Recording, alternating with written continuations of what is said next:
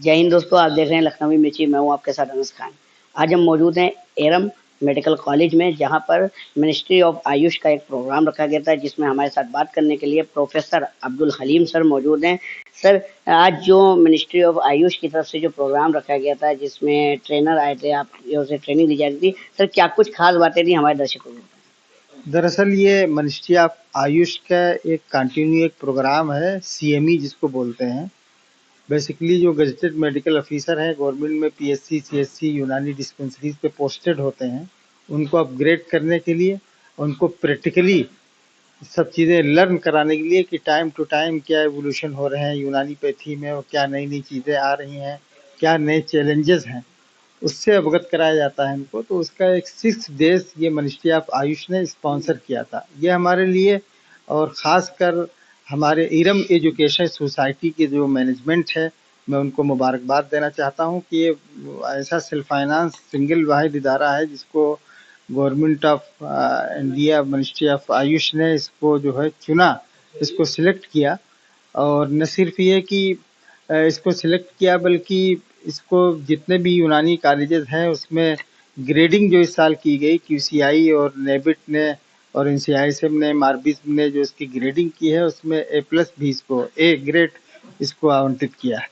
तो ये बहुत बड़ा अचीवमेंट्स है इदारे के लिए, तिब्बी हलके में जो तिब्बी बही ख़वान हैं उनके लिए, और इदारे की इंतज़ामिया मैनेजमेंट के लिए, और इरम एजुकेशन सोसाइटी जिसके अंतर्गत ये इदारा संचालित है, जिसके ज़ेर एहतमाम ये चलता है, उनके ज़िम्मेदारान अफसरान आला जो हैं, उनके इंतज़ामिया के लोग, उन सभी के लिए एज़ाज़ और आनर की बात है।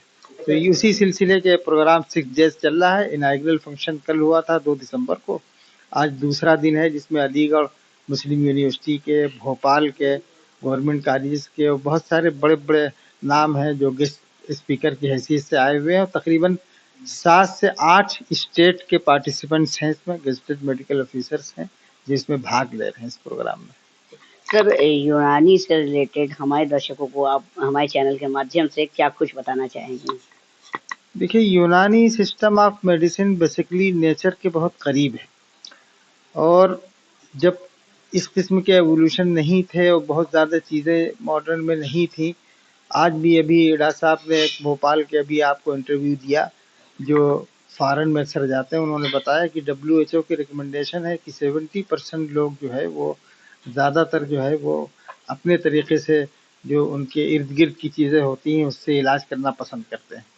तो यूनानी सिस्टम ऑफ मेडिसिन या आयुष ट्रीटमेंट जो है, इसमें ज़्यादातर बेसिकली ऐसी चीज़ें आपको अपने इर्द गिर्द, इसमें सिर्फ मेडिसिन ही के इलाज नहीं होता, बल्कि इसमें कुछ तदबीर, इसमें ग़िज़ा से भी इलाज होता है कि आपकी ये तबीयत ख़राब है तो कौन सी आप डाइट को अवॉइड करेंगे, कौन सी चीज़ लेंगे, और किस तरीके से आप रहते हैं, लाइफ स्टाइल को चेंज करने के। यानी सिर्फ इलाज भी दवा नहीं है, दवा मेडिसिन के ज़रिए इलाज नहीं, बल्कि कुछ तदबीर भी हैं, ग़िज़ा भी हैं, कुछ रिहर्सल हैं, कुछ ऐसी रियाज़त हैं, कुछ ऐसी मश्क हैं, एक्सरसाइज है जिनके ज़रिए मर्ज़ों को दूर किया जाता। तो कहीं न कहीं ये नेचर के ज़्यादा करीब है, फितरत के ज़्यादा करीब है यूनानी सिस्टम ऑफ मेडिसिन, इसीलिए लोगों को रुझान इस तरफ ज़्यादा है। और इधर पिछले दिनों जब कोरोना काल का समय था, तो उस वक्त लोगों ने इसको प्रैक्टिकली इसको अच्छा सर, आपसे रियलाइज़ एक किया। बात काट करके एक सवाल ये करेंगे, जिस तरीके से कोविड में जो है यूनानी की दवाइयाँ बहुत ज़्यादा यूज़ करी गई, यूनानी को लेकर के लोग बहुत ज़्यादा अवेयरनेस दिखाई दी, तो उसके लिए क्या करेंगे? वही अवेयरनेस जो है वो लोगों में जागरूकता उसने पैदा किया, और इस तरफ लोगों की जब कोई चीज़ किस कहीं फ़ायदा दिखता है तो लोगों की जस्तजू बढ़ती है फिर। तो उसी जस्तजू ने जो है आदमी को उससे शोहरत भी मिलती, पब्लिसिटी भी मिलती। अब लोग ये समझते हैं यूनानी मेडिसिन से कि कहीं बाहर की मेडिसिन है, यहाँ की नहीं। हालांकि इसको यूनानी मेडिसिन कहा जाता है, वो कहीं बाहर की नहीं, वो है यहीं की, जन्म उसने यहीं लिया। हाँ, टाइम टू टाइम उसमें एवोल्यूशन होते रहे, चेंजेस होते रहे, उस पर दौर आते रहे, पीरियड गुजरते रहे। एक लंबा विषय है, इस पर बाकायदा वर्कशॉप भी होती हैं और लंबी चर्चा भी होती है, छोटे से इंटरव्यू में बताना मुश्किल है।